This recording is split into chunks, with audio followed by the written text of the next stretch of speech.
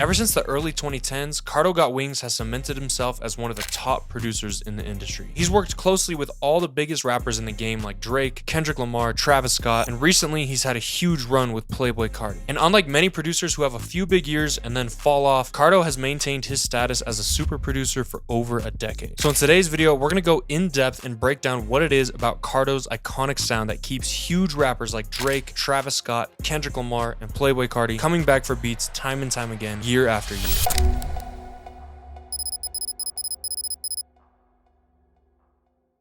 To me, there's always one key thing that stands out with Cardo's production where I can tell that he produced it: his drums. Cardo's drums are so good that they can carry the entire beat even with no melody like they do on Kendrick Lamar's Euphoria. Park your son. The very first time I shot me a Drake, the homie had told me to aim it this way. So to start off our Cardo inspired beat, let's work on the drums first. Cardo is super versatile with his production, but across all of his discography, you can 100% tell it's a Cardo beat based off of his signature sound selection. His open hats, short and snappy perks, and those iconic Cardo Got Wings cowbells appear across tons of different vibes that he works on, whether it's smooth West Coast stuff with Larry June like this, or his hard trap beats for people like Playboi Carti. You can hear that kind of sound selection being used a ton. So we're gonna keep all that in mind for the drums and start off our project at about 135 BPM, because for Cardo's signature trap kind of bounce, you wanna stick to that 130 to 150-ish kind of range. Anyways, first off, I wanted to put down a hi-hat just to get the bounce going. And if you listen to a lot of Cardo's hits, he just uses a very simple two-step hi-hat and doesn't really do anything too crazy with his hi-hats. Been waking up in the crib and sometimes I don't even know where I'm at. Please don't pay that.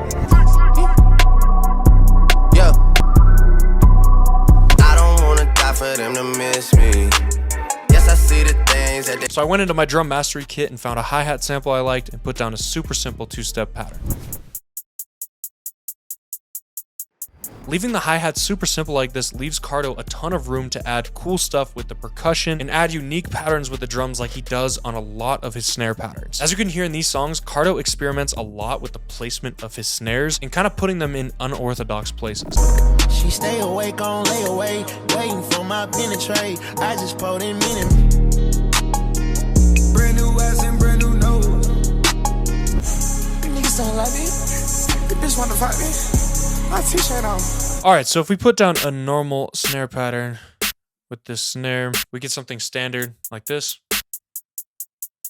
But to make this feel more like Cardo, I want to move these second snares to be kind of off. So I'm gonna move this one right here and then maybe put another snare right here. And then one thing that he does a lot is just move this second snare over a whole quarter beat like that. So now let's listen to that pattern.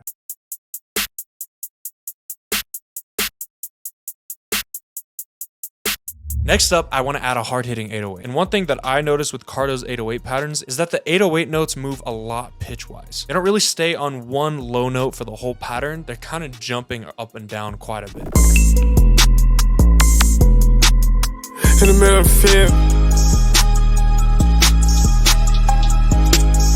field. So I put down a pattern that jumped around quite a bit with a distorted 808 from Drum Mastery and got this.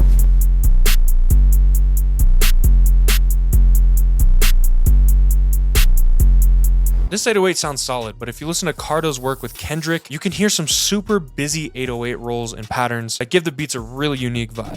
Spring guns and a melody, the big shot, wrist on cryotherapy. Soon as I press that button, nigga, the offing. I'm a blick niggas all in the coughing. Yeah, OB ho niggas is dick riders. Tell them. So to add some more energy to the beat, I created a second pattern of the 808s where it has two of these fast 808 rolls coming in just to kind of keep the beat evolving.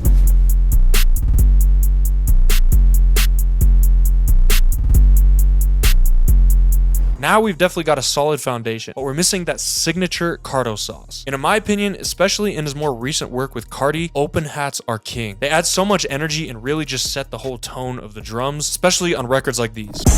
Niggas don't like me. The bitch wanna fight me. My t-shirt on. First I go whip out the bow. No, I can't hit on no brakes. My life is out of... So to get that Cardo sound to your open hats, you need two things. First being a busy pattern, and second being these kind of delayed sounding open hat samples, like this one from Drum Mastery. So what I mean by this delayed open hat is you see how the waveform right here, it looks like two drum sounds are playing just kind of like out of sync with each other, and listen to that. It just kind of has this like off kind of sound. That's the kind of open hat you want. So I grabbed that open hat sound and one other open hat that's kind of similar that has a longer kind of tail end to it, and put down a super busy pattern where I'm kind of doing this call and response thing with the open hats.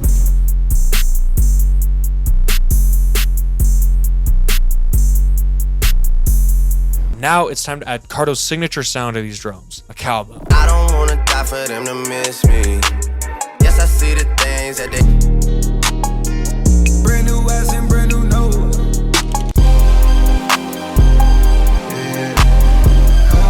A lot of people hate on cowbells, but Cardo has stuck with them throughout the years, regardless of what people think, and I personally love cowbells. So I grabbed this one from Drum Mastery and threw it into the drums on the downbeats, so in between where the metronomes are playing. While we're adding perk sounds though, Cardo also uses these little snappy perks that kind of sound like a little West Coast rims and laser kind of sound effects that you can hear on a lot of his beats with Larry June. Black man, need all that. Black man.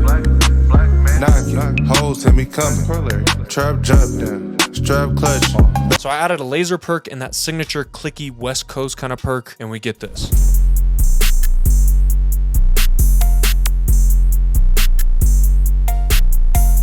Finally, to finish off the drums, I really love on Toxic that you can hear this like reverbed out stomp kind of sound at the end of every pattern, and I think it sounds sick.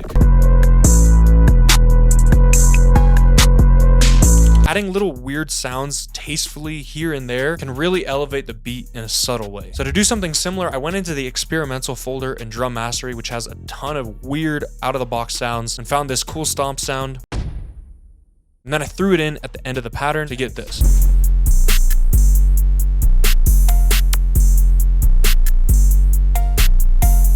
Now the drums are sounding fire. But real quick, before we cook up the melody, if you struggle to get drums that sound clean but hit hard, I've got some sauce for you. Drum Mastery. I just dropped Drum Mastery, which is the best drum kit on the internet, and I don't say that lightly. This kit has everything that you could possibly need all in one place to make better beats. Whether it's hard trap drums, pop drums, vintage soul and boom bap stuff, reggaeton, afro, or even off the walls, experimental Kanye, Yeezus kind of stuff. This kit has it all. The kit comes with 6 different genres, and inside of each of those, you're getting drum one-shots, melody loops, live percussion loops that I made with real session players, drum fills, and even 100% pre-mixed project templates that have all the sounds selected for you already sounding pre-mixed right out of the gate when you open up the project file. And those templates make it ridiculously easy to cook up. Let me show you how quick you can make something. So for instance, if I wanted to make a trap beat, I would just go right here into the trap folder, trap project templates. I'm in FL Studio right now. Let's say I wanted to make an Atlanta trap type of beat, some future stuff. I would just open this up, and then as you can see right here, all the sounds are in here, they're labeled, and they're all already mixed and leveled, EQ'd, all that. So I could just drag in a melody loop from the kit, put down a super simple 808 pattern, super simple clap right here, drag in a cool hi-hat MIDI, maybe throw in an open hat here and there, then maybe a little roll snare at the end, and within less than a minute you get something like this.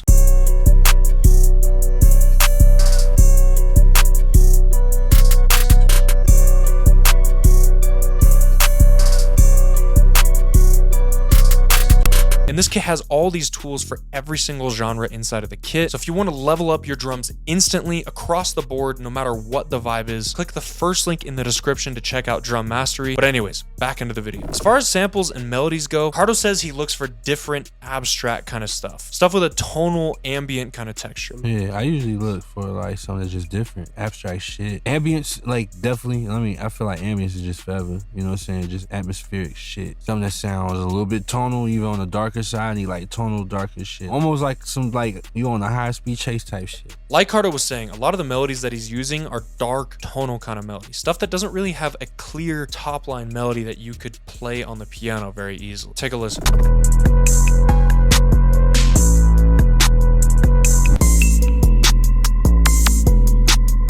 In the middle of the field.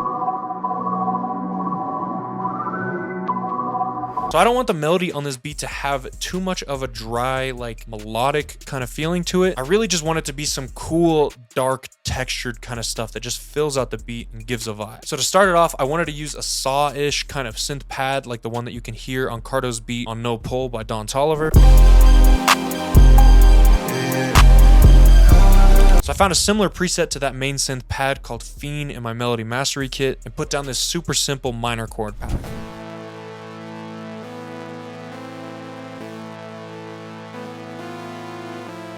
Once I had that, I half sped the synth to give it a darker, more ambient, dark kind of sound, which sounds like this.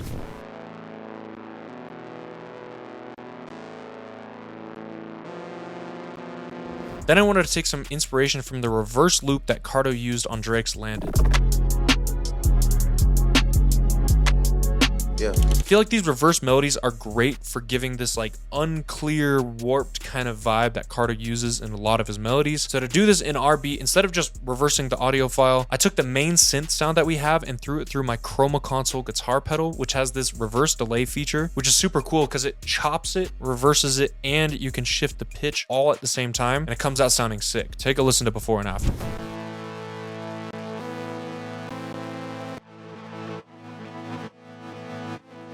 Once I had that, I layered it back in with that half-speed synth, and then I wanted to take some inspiration from the melody on Toxic, where you can hear this interesting laser synth sound effect. So I wanted to add some more similar sounds that don't really add like a melody to the loop per se, but more just add this like character and ear candy, because I really feel like that's key with these dark, repetitive melodies that Cardo uses. So I hopped on my Moog Matriarch, Prophet 10, and Poly D and put down these little synth accents.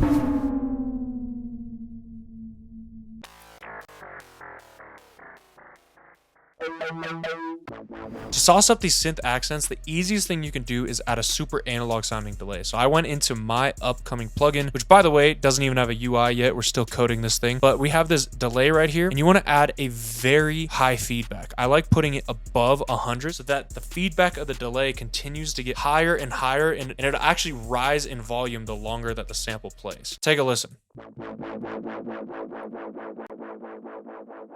And the only reason it's stopping is because I'm actually automating the delay right there. Stop, because if I leave this on, because if you watch this, if I leave that on the whole time, it will just continuously get louder and louder.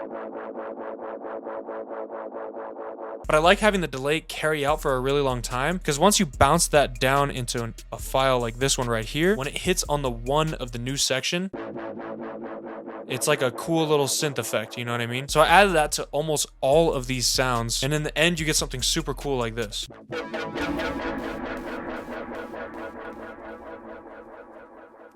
Finally, to finish this off, I feel like I needed one catchy little element. Not a super straightforward melody, but something that really grabs the listener's ear. And the first thing that came to mind was a super trippy synth arp like the one that you can hear on Wants and Needs by Drake and Evil Jordan by Cardo.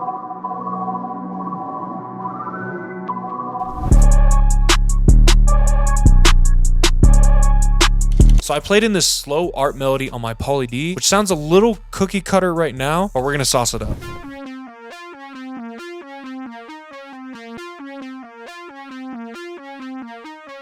So the first thing I did was really brighten it up.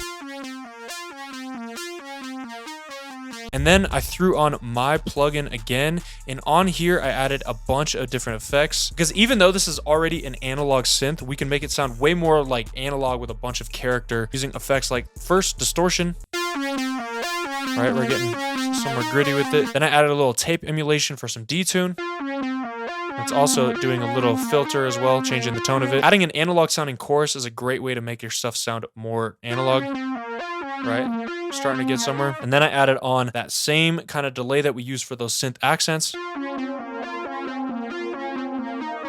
And it's sounding a lot better already, but it's way too clean, like a clean melody sound. So to get rid of it and make it sound a little bit more interesting, what you want to do is take that and speed it up, not twice as fast, but 4 times as fast. And listen to how different it sounds. Right? It sounds like some weird complex arp that is like impossible to play in. But it's really just that simple melody you see here sped up 4 times as fast. So if you were to see it in MIDI, you would just double speed it once and twice, and the MIDI would look like that. So I just took that chop and repeated it 4 times, some super repetitive stuff. And on the last time, I actually sped it up 8 times as fast, so twice as fast as that. And it like is giving like some weird like fart synth kind of sound, but it sounds kind of cool. And after messing with some pitching, this is what the final arp sounds like.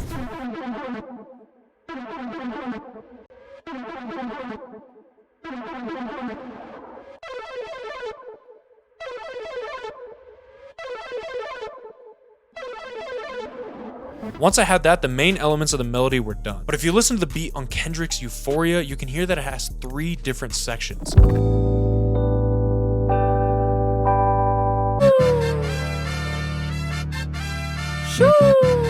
Back to that for the record. Why would I call around trying to get dirt on niggas? Y'all thinking my life is rap? I really love how these switches that Cardo does in his production just kind of make the song feel like it's evolving and it's not just the same 8-bar loop looping the entire track. So for a B section of our beat, I wanted to take some inspiration from Euphoria and other huge hits that Cardo has produced that have these brass-driven melodies. Yeah, sometimes we laugh and sometimes we cry, but I guess you know now. The first thing I did was go to my melody mastery kit and grab this live brass starter that I had made with a session trumpet player.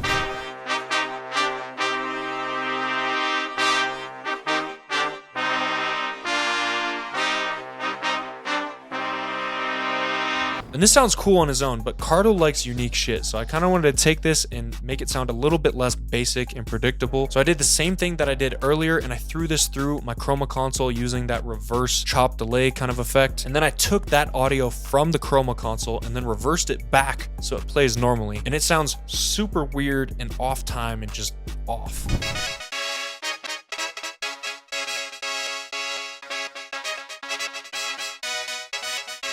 But don't worry, in this interview with Producer Grind, Cardo talked about how he finds little 2-second samples that sound cool and try to make a pattern out of that, even if the sample as a whole doesn't really sound good. I don't know, but for me, I know I learned the best just by just hearing there be one little fucking sound of a millisecond that you just hear. You're like, oh shit, what is that? Ice that bitch, and then turn to something else, and you'll find something else in between that. You can make 4 bars or 8 bars, and you make that shit. That's a whole beat damn near that you can just flip it. Now everybody has that technique of chopping shit, and that's real shit. If you know how to chop, you can chop a sample that's 2 seconds long if you just know how to chop that motherfucker. All right, so to chop this sample that sounds pretty unusable right now, but there's like a cool tone to it, all I did is drag it in here onto a quick sampler track. And then once you have it in here, you want to make sure that the mode is on transient and then just adjust the sensitivity. And what this is going to do is a bunch of short little chops, right? Like this one right here is just tiny.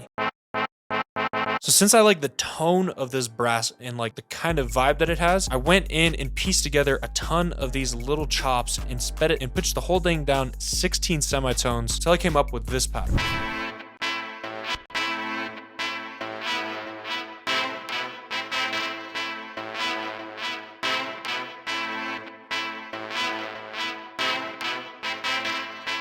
Since this main brass was pretty warped, I still wanted to add a little bit more of a dry sounding brass on top of it, just to add a little bit more of a clear top line like the one on Family Ties. So to do this, I went into East West Hollywood Brass, which is a super fire VST if you ever need orchestral sounding brass. And one tip for you guys who want to use VSTs to get realistic orchestral sounding horns is to layer multiple instances of that VST on top of each other, using different instruments, like one layer could be a trumpet, one layer could be a trombone, etc., etc. Also layering in different articulations is key as well. Because if you think of it like a real brass section, like think of a bunch of different brass players in the room with you, not everyone is going to have the same exact instrument, be playing it at the same exact time, the same exact style, and all that kind of stuff. So if you combine a few different harmonies and layers doing very similar patterns following the same rhythm, but with different instruments, different articulations, it's going to sound a lot more live, big, and realistic.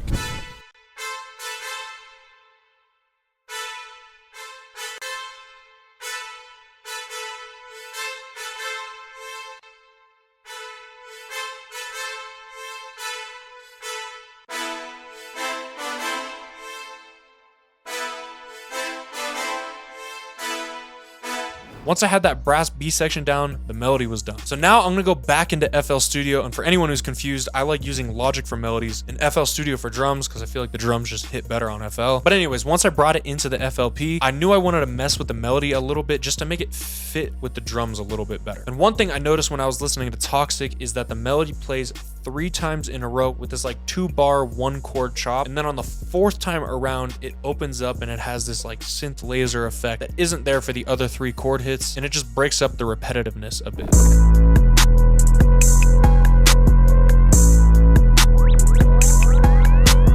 So I wanted to do something similar, and the first thing I did was speed the melody up twice as fast just to give it more energy, and then I chopped a 2-bar pattern out of that synth section of the melody and played that 3 times in a row. And then on the last time it plays, I let the synth effects kind of breathe so the pattern doesn't feel too monotonous.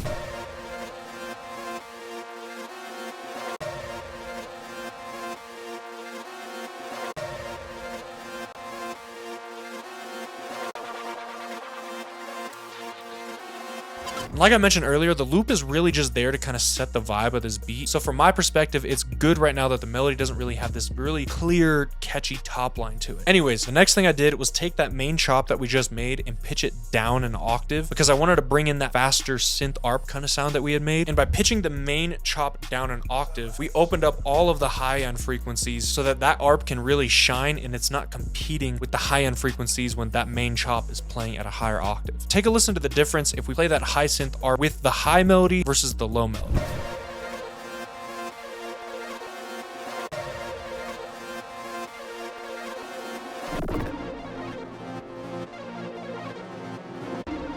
If you ask me, it feels a lot less forced and less busy. Anyways, to finish this off, I wanted to add a drum B section. I felt like the drums needed to change and simplify a bit whenever that brass section of the melody came in because the brass section is a little bit more complicated melodically. So to balance it out, I got rid of some of those weird snare patterns, got rid of some of the busy open hats, and then I swapped that distorted 808 for a kick and sub. And with all that, you get this for the B section drum.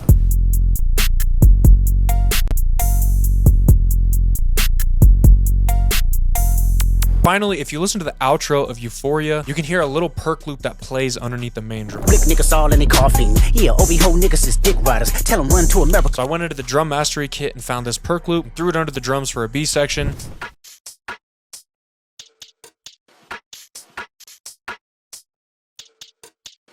And finally, I grabbed this weird drum sound from the experimental folder and just made a little snare fill to put before the drops. And with that, the beat was 100% done. But before I play the beat all the way through, if you learned something from this video, hit that subscribe button down below so that you get more videos like this recommended to you. But anyways, let's hear this beat.